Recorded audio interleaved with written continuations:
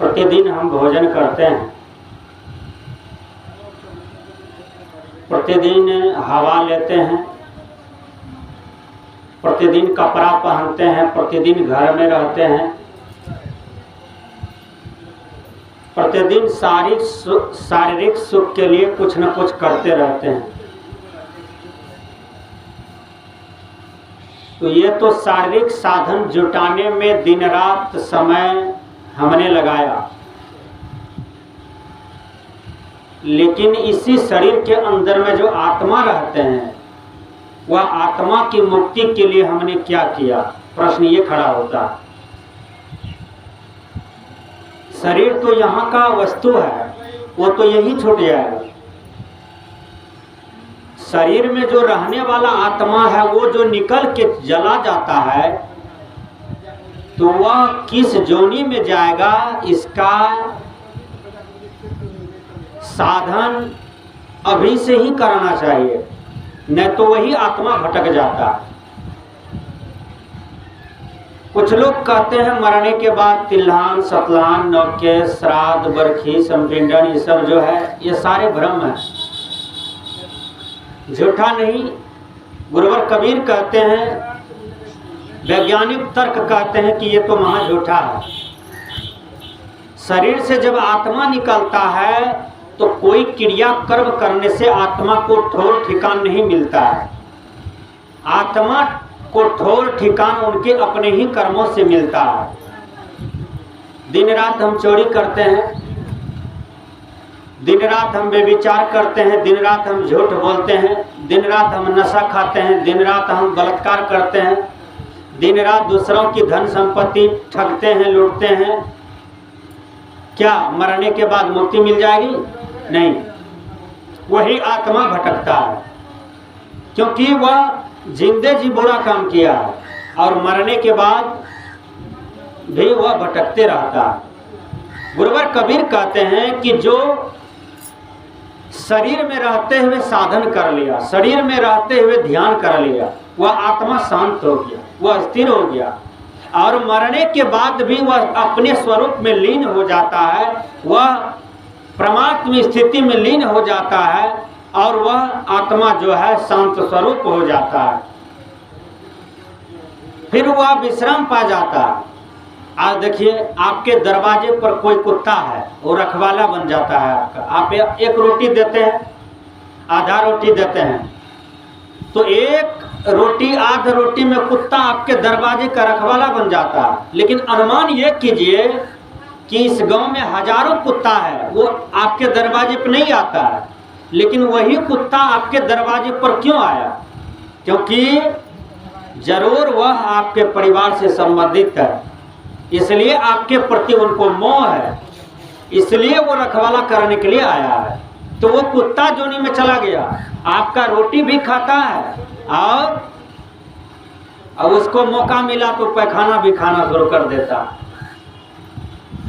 आपका रोटी भी खाता है और मौका मिला तो गाय माल जो बच्चा जन्म देता है, वो जो गंदगी करता है वो भी चाट लेता है।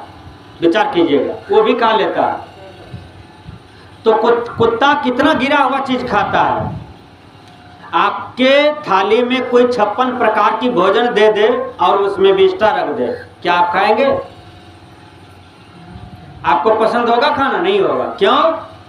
क्योंकि आपको बुद्धि है, विवेक है कि मनुष्य को खाने के लिए क्या है और क्या नहीं है। कुत्ता को ये बोध नहीं है। कुत्ता को खीर दीजिएगा वो भी खा लेगा, कुत्ता को आप बढ़िया बढ़िया खाने के लिए दीजिए वो भी खा लेगा, और गंदा भी खाने के लिए दीजिए तो वो भी खा लेगा। तो तर्क करना होगा कि यदि हम मनुष्य जोनी में हैं तो हमारे लिए हम जीवन भर शरीर के सुख का साधन जुटाते हैं। जैसे कि 5 मंजिल का घर बना लिए, 25 मंजिल का घर बना लिए, फैक्ट्री लगा लिए और हजारों बीघा जमीन खरीद लिए, अरबों रुपया का मालिक हो गए। तो इससे मतलब नहीं है, ये तो सुख का साधन है, बाहरी सुख का साधन है, शरीर सुख का साधन है। लेकिन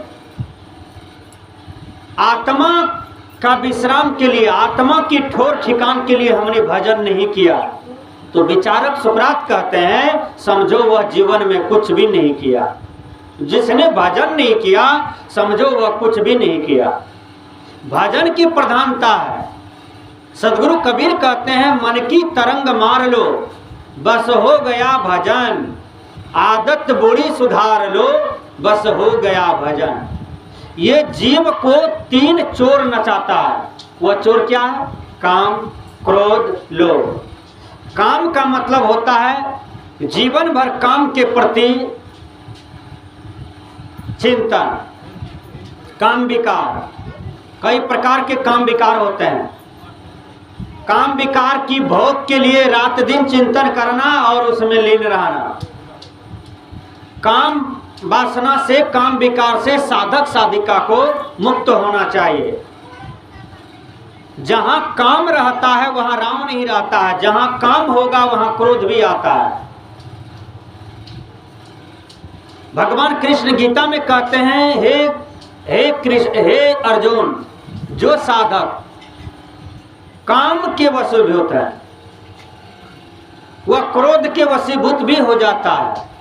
और क्रोध बहुत आदमी के अंदर में आता है। कोई 10 ठो गाली दे दिया, बोलिए 10 ठो गाली देने वाला बड़ा होता है कि सहने वाला बड़ा होता है? आप लोग बोलिए। 10 ठो गाली देने वाला बड़ा होता है कि सहने वाला बड़ा होता है? सहने वाला बड़ा होता है।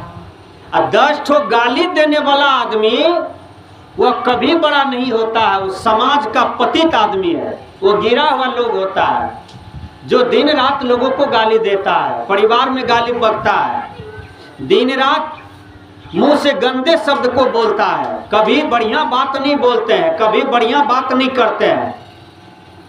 हमारे माता बहन ठोर में लिपस्टिक लगाती है, क्यों? हमारा मुंह देखने में सुंदर लगे। नाक में नथिया पहनती है, कान में बाली पहनती है, आंख में कजरा लगाती है, चमड़ी पर पाउडर लगाती है। क्यों लगाती है? कि मुंह देखने में सुंदर लगे। गोरी चमड़ी है, इतना चीज लगा लिए हैं तो मुंह देखने में सुंदर लगे। मुंह सुंदर है, अब बोली छुछुंदर है। मुंह सुंदर है, विचार छुछुंदर है। मुंह सुंदर है, व्यवहार छुछुंदर है। बोलिए वह मुंह देखने में किसी को पसंद होगा? नहीं होगा। अब मुंह कड़िए है, विचार स्वभाव बढ़िया है, बोली बढ़िया है, भजन बढ़िया है, तो वो मुंह देखने में बढ़िया लगेगा। इसलिए गुरुवर कबीर कहते हैं कि मन की तरंग मार लो बस हो गया भजन, काम क्रोध लोभ।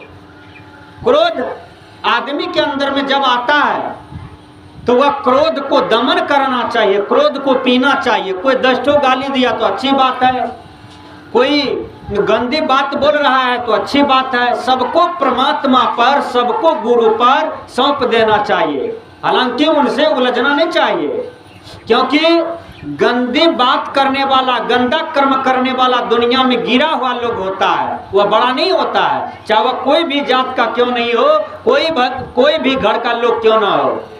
और यदि आप क्रोध को जीत लेते हैं, काम विकार को जीत लेते हैं, तो सदगुरु कबीर कहते हैं कि उसके जीवन में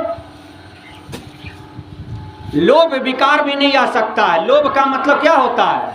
लोभ का मतलब है किसी का जमीन है, यदि हम हड़प लिए तो हमको उस जमीन से लोभ है, हमने बेईमानी कर लिया। किसी का बांस है 10 ठो, हमने चोरी करके ला लिया, वो लोभ में चोरी कर लिया। विचार कीजिए, पुत्र के सुख के लिए भाई का हक मार लिए, यह लोभ है? पुत्र की सुख के लिए पड़ोसी का संपत्ति छीन लिए, पड़ोसी का संपत्ति ले लिए, ये तो लोभ है। एक पंडित जी था, वह काशी से पढ़ के आया, तो बाबूजी पूछते हैं बेटा तुम पढ़ लिख लिया पूरा फाइनल? कहा हाँ, हम प्रकांड विद्वान हो गए बाबूजी, हम इस गांव में मेरे जोर का कोई विद्वान नहीं है।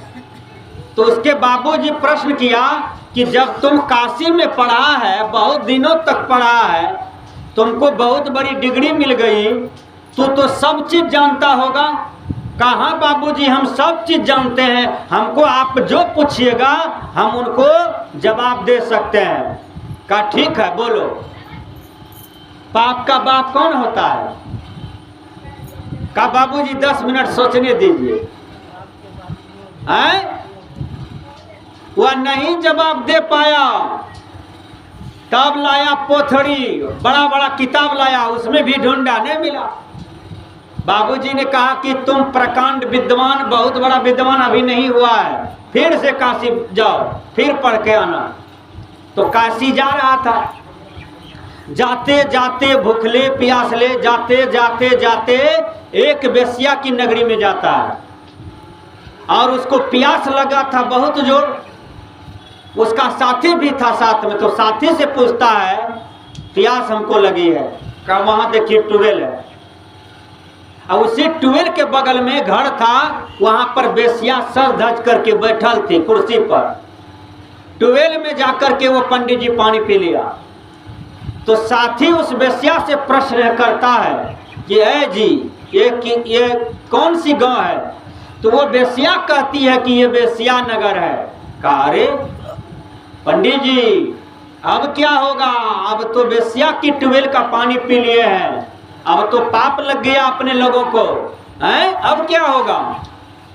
तब कहते हैं कि हाँ अब तो अपने लोग तो छुटा गए, अपने लोग को तो पाप लग गया, अब क्या हो सकता है?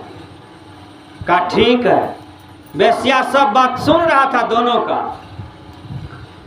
वेश्या तब तक में शाम हो गया, तब दोनों विचार करने लगे चलो भाई अपने लोग पाप कर लिए, अपने लोग छुटा गए, वेश्या की ट्यूबवेल का पानी पी लिए। शाम हो गया, सोचा रे कहाँ रहोगे? उसी वेश्या के आगे में एक मंदिर था, उसी में सारे वेश्या आकर के प्रणाम पाती और भगवान का पूजा अर्चन करते रहती थी। विचार कीजिए, सब वेश्या आकर के, और रात में वही मंदिर में रह गया। वेश्या देखिए विचारवान थी, वेश्या सोचती है कि दोनों रह गया मंदिर में, दोनों भूखले प्यासले, कहाँ का है न है, इसको भोजन के देगा।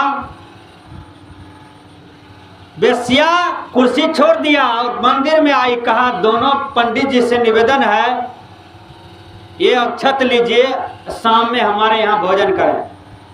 कभक वेश्या तुम गिरे हुए लोग हो, तुम्हारे यहाँ भोजन नहीं करेंगे, हमको नरक में जाना है।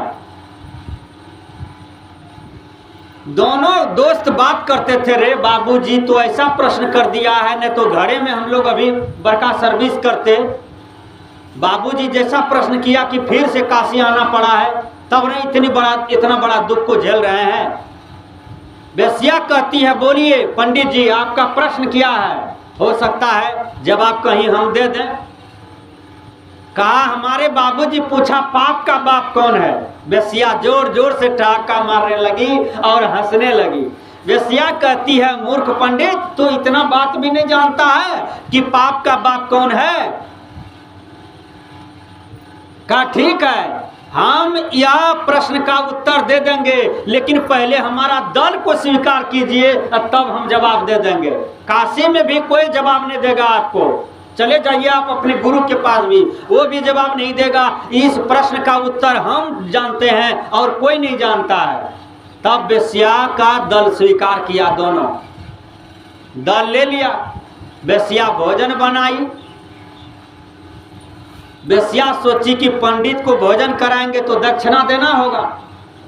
आप लोग भी साधु संत को खिलाते हैं तो दक्षिणा देते हैं ना, है? दान और दक्षिणा में अंतर है, ध्यान दीजिए।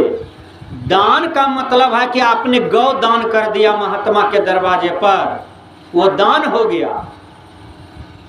और दक्षिणा का मतलब है कि आप खिलाए हैं तो 5 टका 10 टका 2 टका दिए, ये दक्षिणा होता है। दान का मतलब है कि आपने 5 मीटर कपड़ा खरीद करके दे दिया, ये दान हुआ। अभी देखिए आज हमारी तरबन्ना वाली माता जी दान किया, कहा बाबा इसका आप कपड़ा मंगा करके पहनिए, कपड़ा कल आ जाएगा। कल 2 माता का कपड़ा का पैसा मेरे पास आया, एक अनमोल बाबू की माँ का, एक तरबन्ना वाली माता जी का। बाबा हमने दान कर दिया।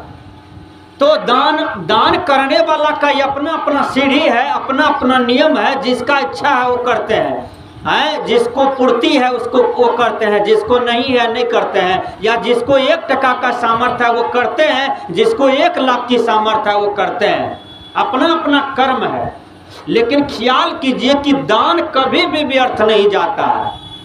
दान जो आपने किया है वही आपको अगले जन्म में मिलेगा।